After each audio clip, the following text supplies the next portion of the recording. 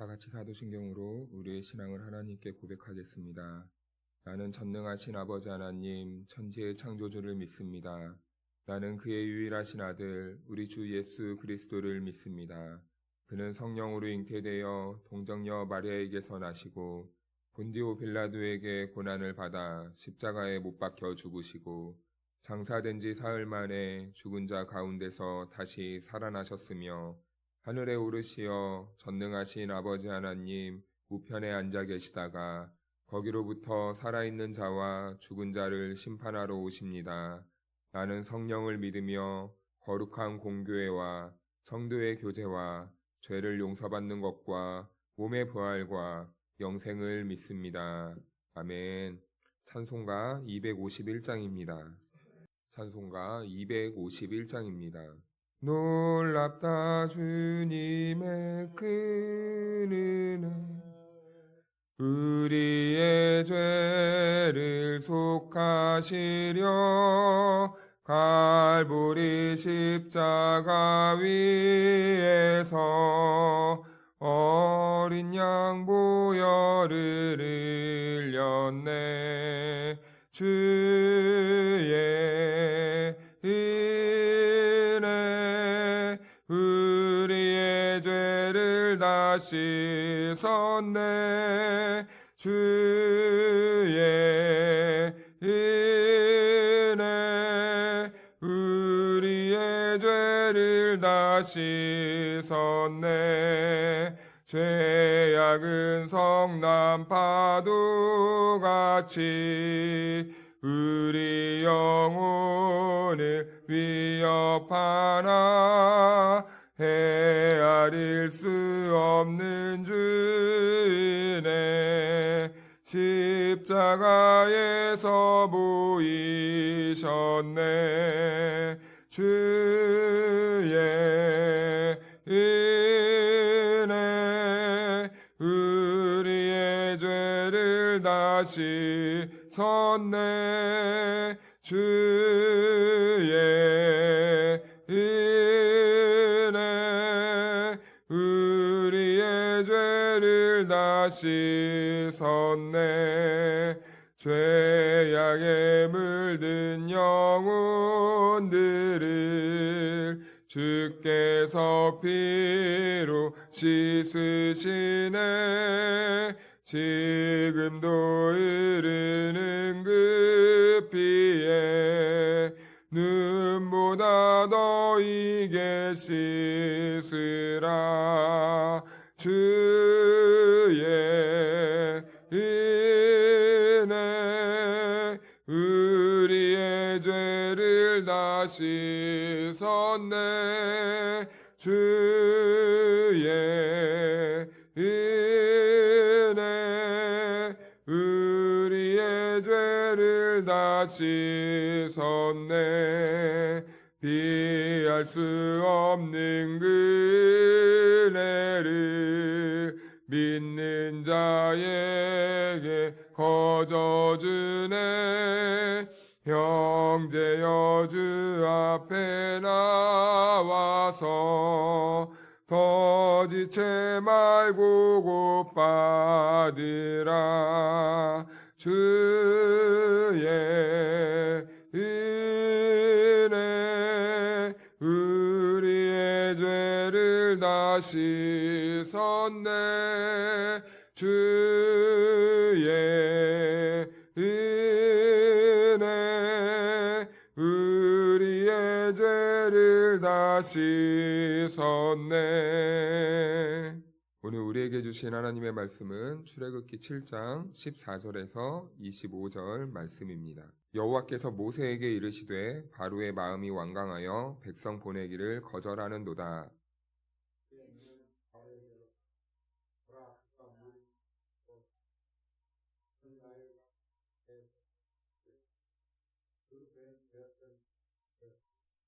그에게 이르기를 히브리 사람의 하나님 여호와께서 나를 왕에게 보내어 이르시되 내 백성을 보내라. 그러면 그들이 광야에서 나를 섬길 것이니라 하였으나 이제까지 네가 듣지 아니하도다.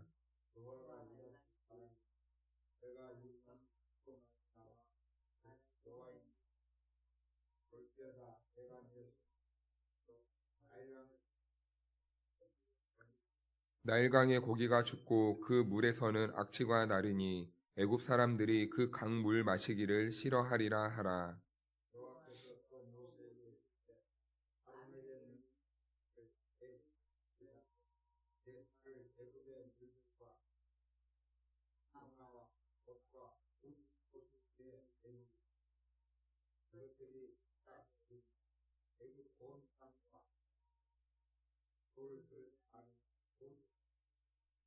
모세와 아론이 여호와께서 명령하신 대로 행하여 바로와 그의 신하의 목전에서 지팡이를 들어 나일강을 치니 그 물이 다 피로 변하고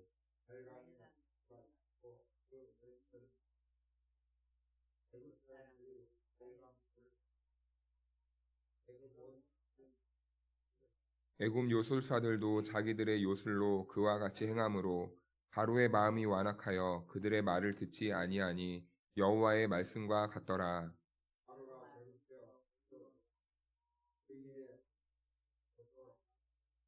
애굽 사람들은 나일강 물을 마실 수 없으므로 나일강가를 두루 파서 마실 물을 구하였더라.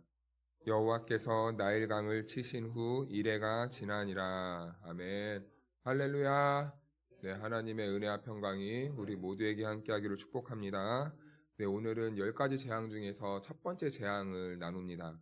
첫 번째 재앙은 오늘 말씀에서 보았듯이 나일강이 이제 피로 변하는 사건입니다.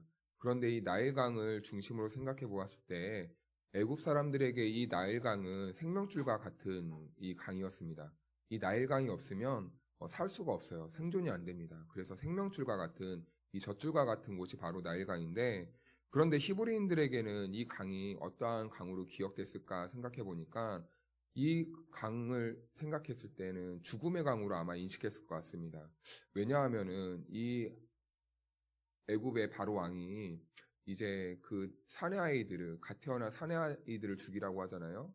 그러니까 이제 히브리 부모의 입장에서는 갓 태어난 자기 아들을 이제 나일강으로 다 던진 받아야만 했던 그런 아픔과 고통, 안 좋은 추억이 있는 곳이 바로 이 나일강이었다라는 것이죠. 그래서 이 나일강을 생각해 보았을 때 이 애굽인들에게는 생명줄과 같은 곳이었지만 히브리인들에게는 아마도 굉장히 큰 아픔과 슬픔이 있었던 이 죽음의 강이 바로 나일강이었다라는 것이죠. 그래서 이제 14절 말씀을 보면은 이렇게 시작하고 있는데요. 여호와께서 모세에게 말씀하셨다라고 이렇게 말하고 있습니다. 첫 번째 화자가 바로 여호와입니다. 하나님께서 이제 모세에게 바로에게 가서 말을 전하라라고 이제 명령을 한 것이죠. 그런데 이제 바로의 마음이 어떻게 되었냐라고 이렇게 보니까 완강하여졌다라고 이렇게 말씀하고 있습니다. 완강하다는 말은 이제 카베트라는 단어인데 이 말은 어떤 의미를 담고 있냐면 스스로가 완강하게 되었다라는 것이죠. 하나님의 말씀이 들었는데 바로가 이제 듣기 싫었다라는 겁니다. 오히려 마음을 더 굳게 하고 저 말은 틀렸으니까 나는 저 말을 듣지 않을 거야. 자기 고집이 굉장히 강했다라는 것이죠. 스스로 완강하게 했다라는 겁니다. 그러니까 하나님의 말씀이 모세에게는 들렸지만 지금 바로에게는 들리지 않는 거예요. 똑같은 하나님의 말씀을 들어도 어떤 사람들은 그 하나님의 말씀을 하나님의 말씀으로 듣지만 또 바로와 같이 완강하신 이런 사람들은 하나님의 말씀을 똑같이 들어도 그들의 마음이 듣기 싫어해서 하나님의 말씀을 안 듣는다라는 것이죠. 그래서 이 카베트란 말은요, 스가랴 7장에서도 나오는데 어떻게 표현하고 있냐면 백성들이 듣기를 싫어하매라고 이렇게 되어 있습니다. 백성들이 듣지 못한 게 아니라 듣기를 싫어했다. 그 듣기 싫어했던 주체가 바로 그 이스라엘 백성들의 마음이었고 똑같이 바로의 마음이었다라는 것입니다. 하나님의 말씀을 듣기 싫어하는 태도가 바로 이 완악함으로 드러나게 되었다라는 것을 말씀해주고 있는 것이죠. 사람들은요, 그래서 이 모든 것은 못 듣는 데서부터 그 마음이 결정된다고 합니다. 듣기 싫어하는 마음, 그리고 듣지 못하는 마음에서부터 모든 삶의 방향성과 태도가 결정된다라는 것이죠. 그래서 듣는다는 것은 우리들의 삶에서 매우 중요한 것입니다. 우리가 하나님의 말씀을 그냥 들어도 되고 안 들어도 되고 취사 선택이 아니라 우리가 이 하나님의 말씀을 듣고 못 듣고의 문제는 매우 큰 우리들의 영적인 신앙생활에 큰 문제가 된다는 것이죠. 그런데요, 더 큰 문제가 있습니다. 못 듣는 사람들, 안 듣는 사람들보다요, 더 위험한 신앙생활을 하는 사람들의 모습을 보면은 듣고 싶은 것만 들을 때가 굉장히 위험한 신앙생활이 됩니다. 자기 귀를 긁어주는 말만 듣는 사람들은 그 신앙이 매우 비틀어지고 왜곡될 수도 있다라는 것이죠. 그래서 자기의 귀만 긁어주는 소리에만 집중하게 되는 사람들, 어떤 사람들은 복에만 반응하고 어떤 사람들은 비판에만 반응하고 이런 사람들은 골고루 이 영양가 있는 하나님의 말씀을 이 전체적으로 듣지 못하기 때문에 굉장히 이 위험한 신앙생활을 하게 된다는 것이죠. 그러다 보면요, 마음이 굳어지게 됩니다. 그래서 내가 듣고 싶은 말을 누군가가 해주지 않거나 이 강단에서 선포되지 않으면요, 그 목사님 은혜 없다 이렇게 표현을 하게 되는 거예요.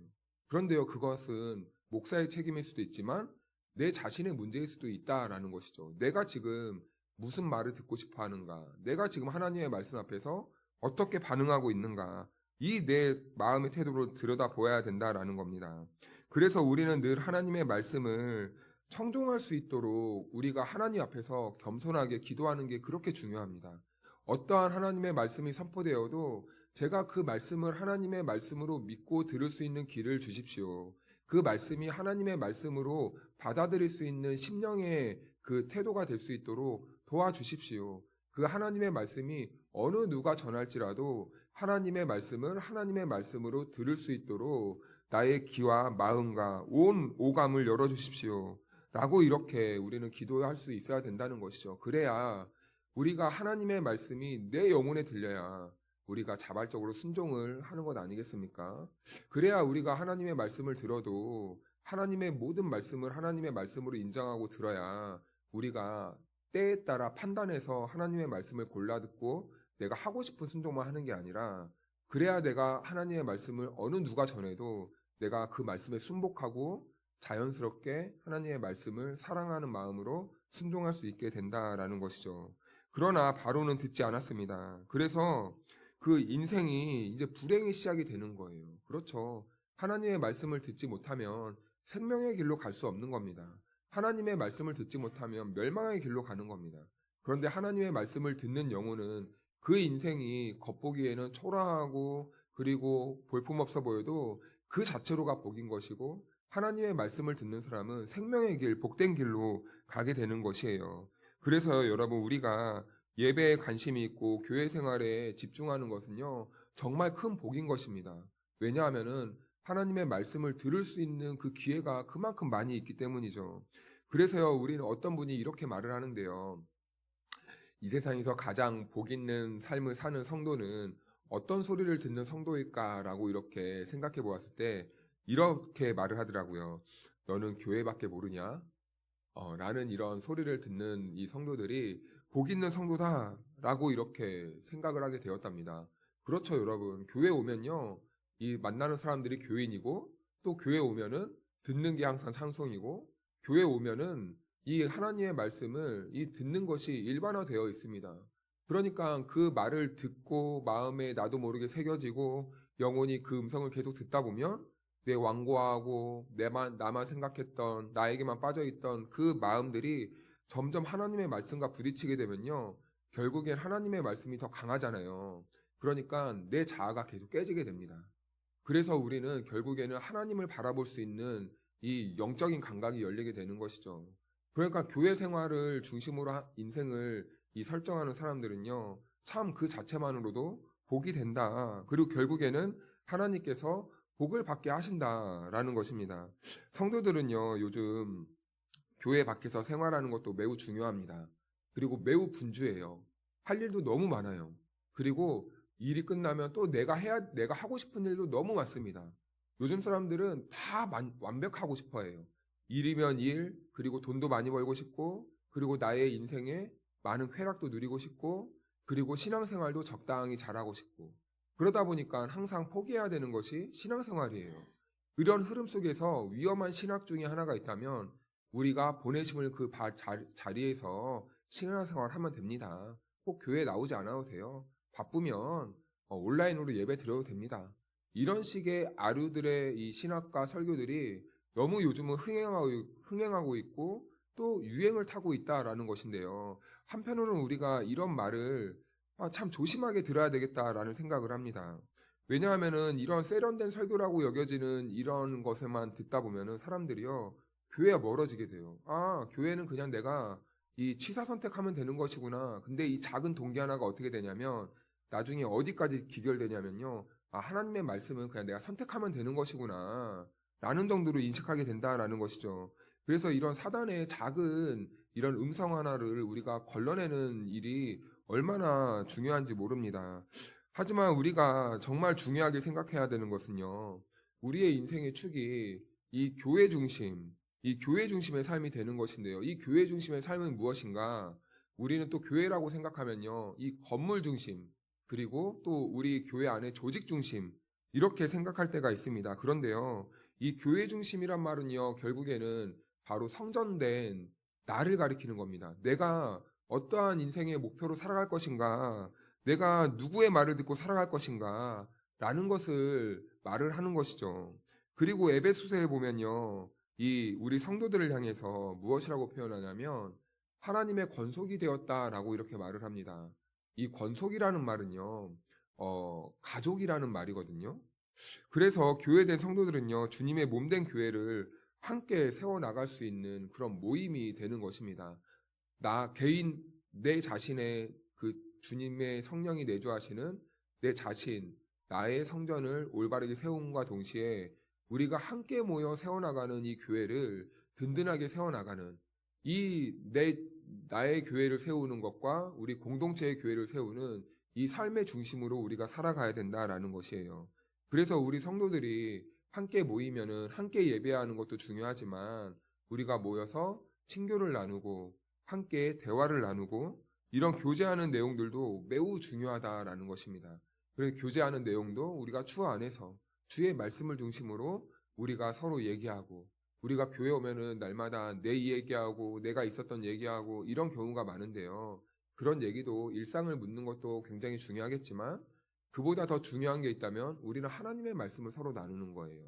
내가 오늘 무슨 이야기를 내가 어떤 은혜를 받았는지 내가 어떤 기도를 했는데 하나님께서 나에게 어떤 마음을 주셨는지 날마다 은혜 받은 새로운 이야기를 해야 되는데 그런데 또 이게 잘못되면은 내 이야기, 내 과거의 이야기를 풀어내는 그런 또 만남의 장이 된다면 한편으로는 또 위험하다라는 것입니다. 우리는요, 교회로 부름을 받았습니다. 교회는 바로 나와 우리 공동체인 바로 이 교회를 말하는 거예요. 우리는 이 교회가 든든하게 세워져 나가는 거예요. 나도 예수님을 중심으로 교회 중심으로 세워져 나가고 우리 공동체도 예수님을 중심으로 하나님의 말씀을 중심으로 교회로 그렇게 건강하게 세워져 나가야 된다라는 것입니다. 그래서 이제 15절 말씀을 보면요. 이렇게 시작하고 있는데요. 아침이 되었다라고 이렇게 말씀하고 있습니다. 하나님은요. 그때 바로에게 가라고 말씀하십니다. 네. 그런데 이 아침이라는 이 시간이 굉장히 중요하죠. 이 아침이라는 시간은 어둠이 물러가는 시간을 말을 합니다. 어둠의 시간은 다 가고 이제 밝은 아침이 돋아나는 그 새로운 희망과 기대가 이 느껴지는 그러한 이 시간대를 말하는 거예요. 그래서 이 아침이 되면요, 무언가 새로운 시작이 시작될 것만 같습니다. 그래서 우리가 아침을 맞이하는 이 새벽의 시간이 너무 중요한데요. 어떤 분들은 일어나면서 또 하루가 시작됐네. 아휴, 오늘 어떻게 사나. 이렇게 삶이 힘들다 보면 이런 생각을 하는 것은 마땅할 수도 있습니다. 하지만 우리 신앙인들은요, 비록 현실은 그럴지라도 오늘 아침에 눈을 딱 뜨면요, 기대하는 마음으로 하루를 시작할 수 있어야 돼요. 기대하는 마음으로, 희망하는 마음으로 어떤 소망의 마음에 이끌려서 우리가 하루를 맞이할 수 있는데 그 힘을 느끼고 그 소망을 할 수 있는 자리가 바로 이 아침에 우리가 교회에 나와서 예배를 시작함으로 그런 마음을 품을 수 있다라는 것이죠. 기도함으로써 우리가 하나님이 오늘 나의 인생에 어떠한 일을 행하게 하실까? 오늘 하나님께서 나의 인생에 어떠한 새로운 희망을 보여주실까? 이 아침을 깨워서 그래서 하나님께 기도하는 시간은 우리가 정말 오늘 하루를 어떠한 인생으로 살아가게 할 것인가 이 출발점이 다른 이 삶으로 시작될 수 있게 된다는 겁니다. 시편 130편 6절의 말씀을 보면 이렇게 말씀을 합니다. 파수꾼이 아침을 기다림보다 내 영혼이 주를 더 기다리나니 참으로 파수꾼이 아침을 기다림보다 더하도다. 이렇게 말씀합니다. 파수꾼이요 가장 기다리는 시간이 아침이에요. 왜냐하면은 이제 근무를 교대하거든요. 힘들었던 이 저녁이 지나가고 이제 새 아침이 밝아오면은 이제 곧 퇴근하는 시간이 되는 것입니다. 근무가 끝나는 시간입니다. 그리고요, 놀랍게도 이 요한복음에는요, 이 부활이 언제 일어나냐면 이 아침이 되었을 때 이 부활의 사건이 일어납니다. 그리고 새벽녘에 이 여인들이 부활을 목격하게 되는 것이죠. 그런데요, 역설적으로 오늘이 바로는 똑같은 그 희망의 아침을 맞이하는데, 이제 우리가 이 바로의 모습을 볼 때는 이제 하나님의 말씀이 떨어지고 이제 곧 모세는 심판을 받게 될 것이다. 이 재앙의 시간이 될 것이다. 라는 것을 이렇게 바라보게 되죠. 그래서 우리는 하나님의 말씀을 듣는 성도들은 오늘 하루가 희망의 날이 될 수도 있지만, 하나님의 말씀이 없어서 기근하고 이 멸망의 길을 가는 사람들에게는요, 이 아침이 밝아도 점점 그 인생은 이 재앙으로 치닫게 되는 거예요.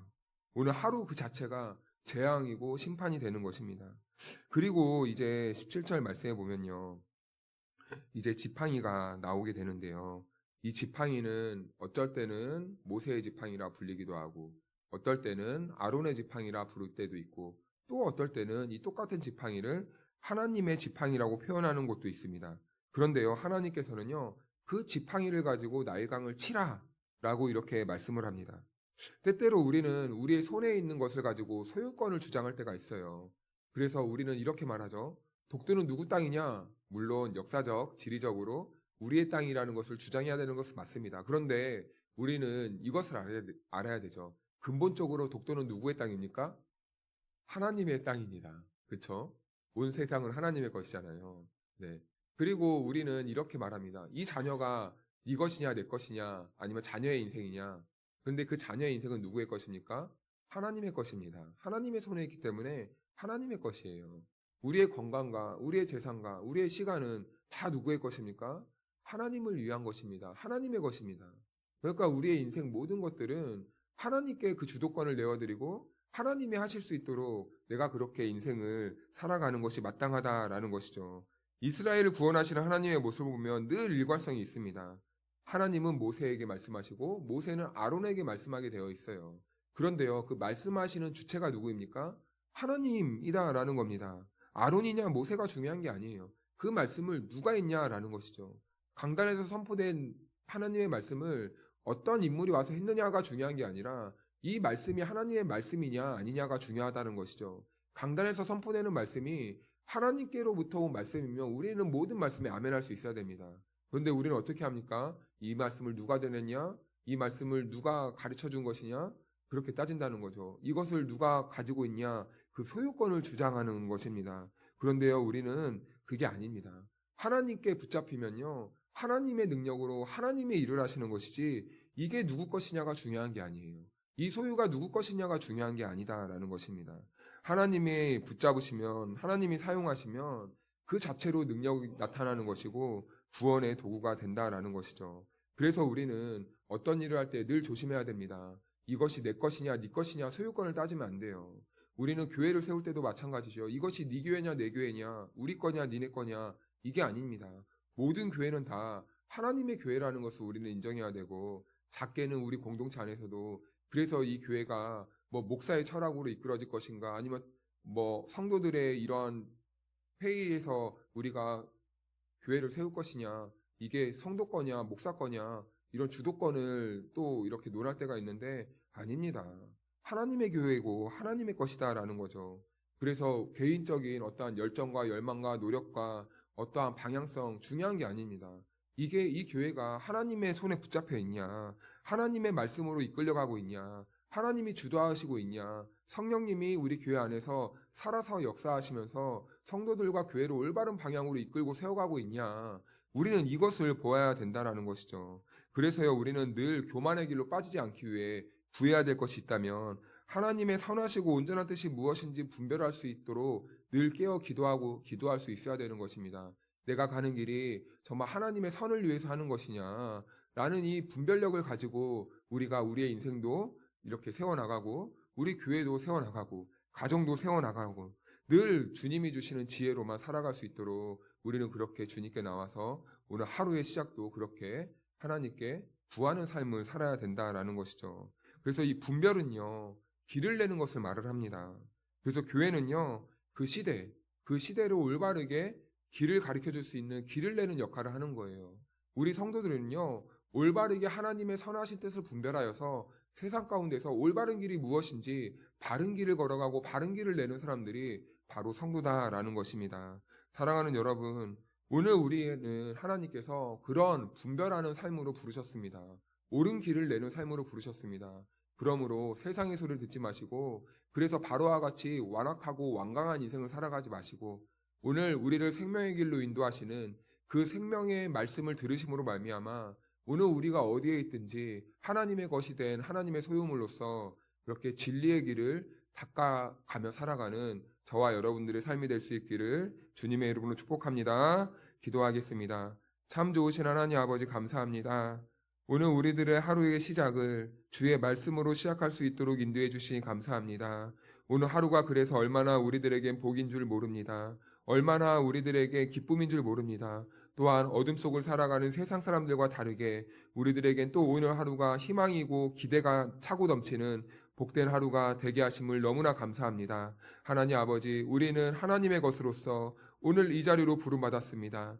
그래서요 하나님, 우리가 하나님의 음성을 듣기를 원합니다. 하나님의 마음을 깨닫는 시간 되기 원합니다. 하나님이 나에게 무슨 말씀을 하시고 어떤 뜻을 가지고 있는지 발견하는 이 시간이 되길 원합니다. 그래서 우리가 하나님이 주시는 음성과 하나님이 주시는 뜻을 발견함으로 말미암아 오늘 하루의 인생을 살아갈 때 하나님의 그 진리의 말씀으로 길을 닦아내며 길을 내는 아름답고 멋있고 복된 인생을 살아갈 수 있는 능력 있는 그리스도인들이 될 수 있도록 인도하여 주옵소서. 하나님께서 우리를 이 세상 가운데로 보내셨으니 우리로 말미암아 이제는 하나님을 모든 세상 사람들이 나를 통하여서 하나님을 바라볼 수 있도록 인도하여 주시고, 내가 가는 그 길을, 내가 걸어가는 그 믿음의 생명의 길을 믿지 않는 모든 사람들이 따라 걸어올 수 있도록 주님께서 오늘 하루도 나를 사용하여 주시옵소서. 하나님 아버지, 우리가 이 세상 가운데 살아갈 때 여러 가지 환난과 또 여러 가지 어려움으로 또한 어렵고 힘든 삶을 살아갈 때도 있는데,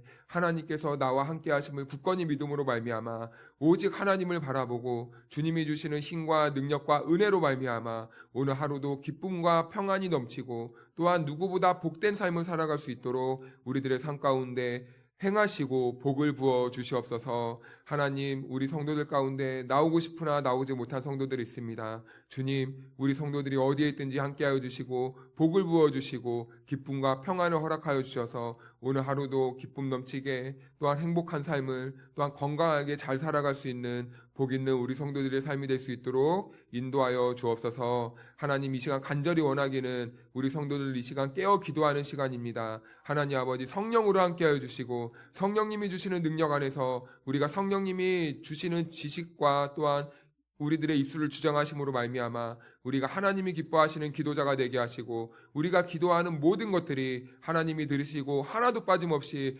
응답받는 복 있는 시간이 될 수 있도록 인도하여 주시옵소서. 감사를 드리며 예수님의 이름으로 기도하옵나이다. 아멘. 하늘에 계신 우리 아버지, 아버지의 이름을 거룩하게 하시며 아버지의 나라가 오게 하시며 아버지의 뜻이 하늘에서와 같이 땅에서도 이루어지게 하소서. 오늘 우리에게 일용할 양식을 주시고 우리가 우리에게 잘못한 사람을 용서하여 준 것 같이 우리의 죄를 용서하여 주시고 우리를 시험에 빠지지 않게 하시고 악에서 구하소서. 나라와 권능과 영광이 영원히 아버지의 것입니다. 아멘. 우리 시간 같이 기도할 텐데요. 우리가 먼저는 말씀을 생각하면서 기도하길 원합니다. 오늘 하루의 삶을 살아갈 때 주님이 주시는 진리의 말씀을 붙잡고 말씀으로 길을 내는 하루가 될 수 있도록 인도하여 주시옵소서. 기도하시고 성령님의 능력으로 부흥되는 우리 교회, 성령님의 능력으로 말미암아 소문나는 교회, 성령님께서 믿지 않는 영혼들을 우리 교회로 보내주셔서 그 영혼들이 주의 말씀을 듣고 살아나며 영생을 얻는 복된 교회로 부흥될 수 있도록 함께 기도해 주시고, 또한 오늘은 금요기도회가 있습니다. 하나님의 말씀을 사모하고 기도하기를 사모하는 성도들이 함께 모여서 말씀을 듣고 기도하고 응답받는 능력 있는 기도회, 영혼들이 치유받는 기도회가 될 수 있도록 함께 기도해 주시고, 또한 나라와 민족을 위해 또한 선교사들을 위해 우리 함께 기도해 주시고, 또한 마지막으로 우리 교회의 교우들을 위해서 또 삶이 어렵고 또 몸이 불편하고 육신의 질병을 얻고 있고 또한 인생의 진로를 위해 고민하고 몸부림치는 우리 성도들을 위해 함께 주님의 이름 한번 부르고 기도합니다. 주여